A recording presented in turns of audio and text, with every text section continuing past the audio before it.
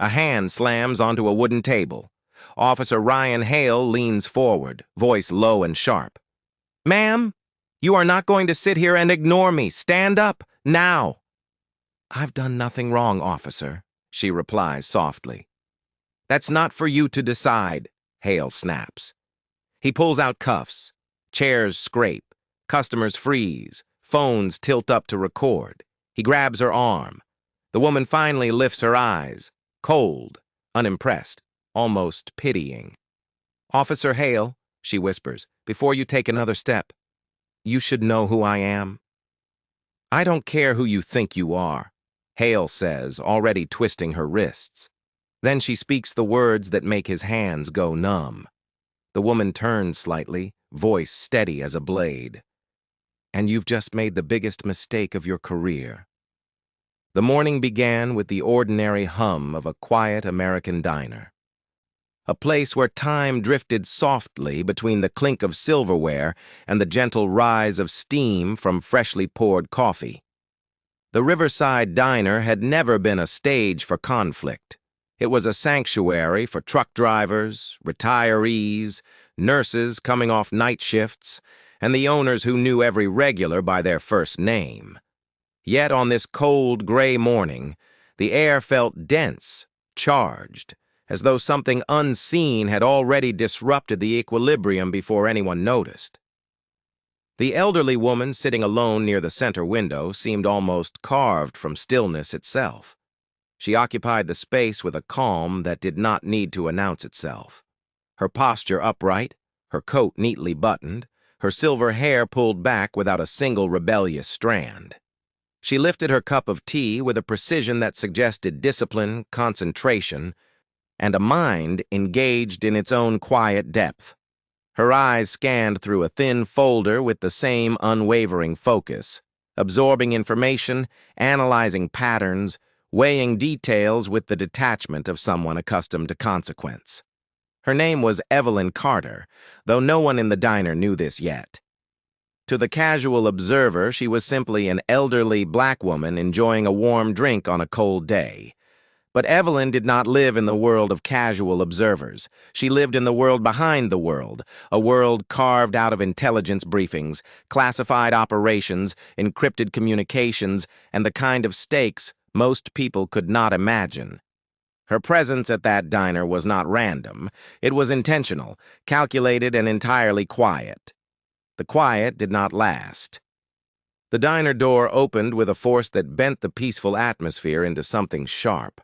Officer Ryan Hale entered with the heavy boots of a man who believed authority was not something he carried but something he inherently was. His gaze swept across the diner with a practiced arrogance, the kind that grows when a man is never truly challenged. He walked not as a guardian of law, but as a self-appointed judge of whoever dared to exist under his scrutiny. His uniform was crisp, his jaw set, his eyes filled with the quiet aggression of someone constantly scanning for reasons to enforce dominance. He looked directly at Evelyn. His stare lingered, hardened, locked, convinced of something before a single fact could confirm it. The anonymous call he received minutes earlier had been flimsy at best. A complaint about a suspicious elderly woman who refused to pay her bill and acted strangely. A reasonable officer would have approached with questions, clarity, and restraint. But restraint had never been Ryan Hale's strong suit. He operated from instinct, not intelligence, from bias, not evidence, from ego, not professionalism. And in that moment, his ego convinced him he had found an easy target. Evelyn did not acknowledge him. She continued reading her file with the same quiet patience she had maintained all morning. Patience was not her weakness. It was her strategy, her shield, her silent language. She had spent decades navigating rooms filled with hostile men who underestimated her. She knew exactly how their minds moved, how their pride overrode logic, how they thrived on the illusion of control. She felt no need to raise her voice. People like Hale always revealed themselves without prompting. He reached her table in 3 aggressive strides. His presence disrupted the gentle rhythm of the diner so sharply that even the coffee machine seemed to hesitate. His hand came down on her table with a deliberate force that made silverware tremble. But Evelyn's hands did not. Her tea did not quiver. Her expression remained calm, almost clinical. She turned a page with the same precision she had shown from the moment she arrived. Hale's voice was colder than the rain outside. He addressed her as though speaking to a defiant child, not a grown woman with decades of experience far beyond his understanding. The room stiffened around them. Conversations fell silent. Customers froze in mid-motion. The quiet dread that filled the space carried the instinctive fear shared by anyone who had ever seen authority misused against someone who did nothing to deserve it. Evelyn continued reading. Hale misinterpreted her calmness as resistance. He took her silence as challenge. Without verifying a single detail, without speaking to the staff, without confirming payment or behavior, he grabbed her by the arm, yanking her from her chair with the force of a man who believed compliance was owed to him simply because he demanded it. Customers gasped. A manager rushed forward, insisting she had paid, insisting there had been no issue, but Hale dismissed him with an icy glare that shut down all protest. Evelyn did not struggle. Her body remained composed, her breathing steady, her gaze unshaken. She allowed herself to be pulled through the diner, allowed his hand to tighten around her arm, allowed the customers to watch in horrified silence. She did not resist because she did not need to. Power did not require noise, not hers. Outside, the rain had intensified. The sky sagged with heavy clouds, and the air felt electrically charged. Hale pressed her against the squad car with unnecessary force, securing the cuffs too tightly, his breath shallow with the adrenaline of self-righteous anger. Evelyn stood motionless, her calm presence an unsettling contrast to the aggressive grip restraining her. When he asked if she had any weapons, she answered with the same measured composure. Her voice did not tremble. Her face did not betray fear. She answered truthfully, concisely, and without hesitation. She told him she carried a badge. And in that moment, though he did not understand the depth of what she meant, the tone of her voice should have warned him. But arrogance dulls intuition. Hale had long been deaf to subtle warnings. He reached into the pocket she indicated. The rain fell harder. The atmosphere felt suspended in a single elongated beat of tension. And then, in one instant, everything collapsed around him. His fingers brushed the leather credential case, and as he withdrew it, the world seemed to slow. He opened it. He read it. And the truth struck him with the force of a collapsing world. Special Agent Evelyn Carter, Federal Investigations Directorate, Level 4 clearance, active duty.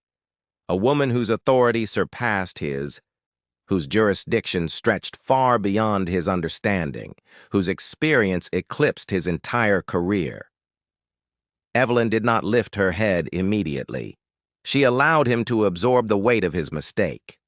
When she finally looked toward him, her calm gaze carried no anger. It carried precision, intelligence, and the practiced disappointment of someone who had witnessed this pattern more often than she should have. Hale's confidence drained like water slipping through an open hand. His face grew pale beneath the harsh glow of the squad car lights. His body stiffened with the instinctive terror of a man realizing he had crossed a line he could not explain his way out of. His authority was no longer the highest in the space. He was no longer the judge. He was no longer the one in control. His radio crackled with confirmation of Evelyn's identity after she formally reported the detainment into his body camera. The moment her name was spoken through the dispatch speakers, Hale's world collapsed into a quiet, crushing fear. He understood suddenly, painfully, that he had not just arrested the wrong person. He had arrested the federal agent tasked with investigating abuses of power within law enforcement agencies nationwide. Federal SUVs arrived with swift, silent authority. Agents stepped out dressed in black, their movements precise and unwavering. They did not look at Hale with confusion or curiosity. They looked at him with the cold professionalism reserved for misconduct, for failures of duty, for officers who allowed prejudice to override protocol. Evelyn's cuffs were removed by a high-ranking agent. Her posture straightened not with ego, but with the composure of someone stepping back into her true identity. The customers inside the diner watched through fogged windows as the scene unfolded like a silent moral verdict delivered in the rain. Hale's supervisor approached, horror etched into every line of his face. He saw the badge case. He saw the agents. He saw the expressionless precision of a system he could not negotiate with. The realization struck him with an almost physical force. His officer had just committed a career-defining mistake in front of witnesses, cameras, and the federal agent whose word would carry unquestioned weight. Evelyn spoke with a tone carved from steel and experience, telling him nothing more than what he needed to hear. She did not shout. She did not threaten. She did not belittle. Her power required none of that. Her presence alone was enough to dismantle him. Inside the diner, she returned to her table, retrieving the folders she had been studying. She sat with the same calm she carried from the beginning, as though the storm had never touched her. Customers applauded quietly, not out of spectacle but out of respect, out of relief, out of witnessing justice walk the room in silence. Evelyn resumed reading, unbothered, unmoved, unbroken by the events that preceded. She had navigated darker halls, harsher interrogations, more dangerous criminals.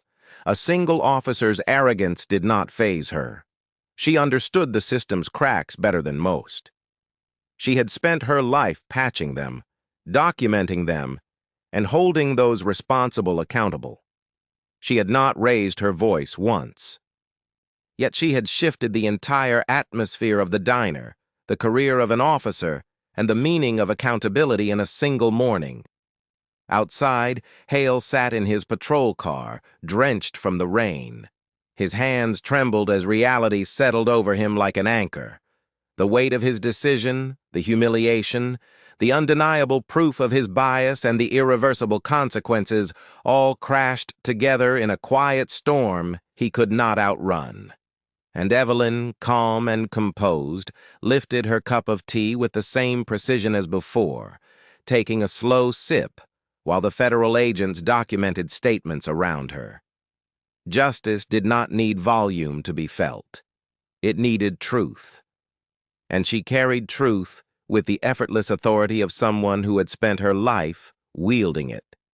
Her quiet revenge was not loud, vindictive, or dramatic. It was surgical, controlled, precise. A reminder that arrogance fractures under the weight of intelligence, that injustice crumbles in the presence of evidence, and that true power rarely needs to announce itself. Evelyn Carter walked into the diner as a stranger no one noticed. She walked out as the silent force that restored order. The storm outside continued, but inside the world felt settled again. In the end, this story reminds us that true power is rarely loud. It doesn't throw its weight around. It doesn't need to humiliate or dominate. Real authority moves with precision, discipline, and the kind of calm that exposes arrogance without raising a single voice. Evelyn Carter didn't win because she was stronger. She won because she was wiser, because she understood that injustice often hides behind uniforms, assumptions, and unchecked ego. And she showed the world that dignity is a weapon far sharper than anger, and truth is a force far heavier than intimidation. We live in a world where many judge before they listen, where some people see a threat before they see a human being. But this story teaches one clear truth.